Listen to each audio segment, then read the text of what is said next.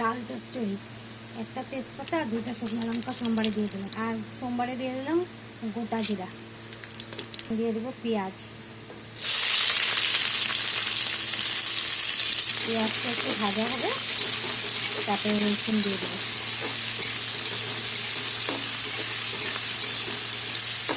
রসুন আর কাঁচা লঙ্কা দিয়ে দিলাম।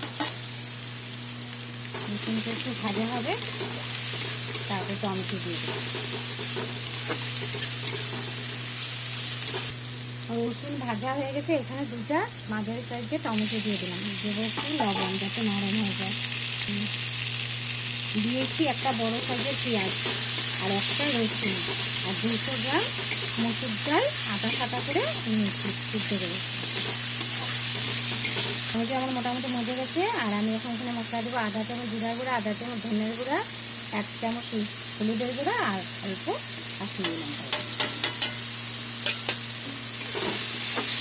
দিয়ে কষিয়ে তারপরে আমি ডালটা দিয়ে দেবো।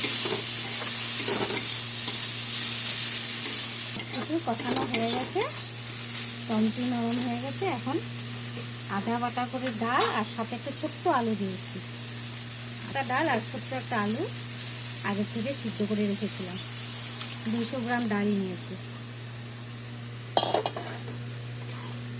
এটা তোমরা রুটি, পরোটা, ভাত সব কিছুর সাথে খেতে পারবে, সেই ভালো হয় খেতে। খুব সুন্দর আদা বাটা হয়েছে, খেতেও খুব টেস্টি আর দেখতেও খুব সুন্দর হয়েছে। এখন দিয়ে দিলাম অল্প লবণ, এর জন্য অল্প চিনি। আমার ডাল চচ্চড়ি হয়ে গেছে। এখন গরম মশলা দিয়ে গ্যাসটা অফ করে দিয়ে দেবো। দিয়ে দিলাম গরম মশলা।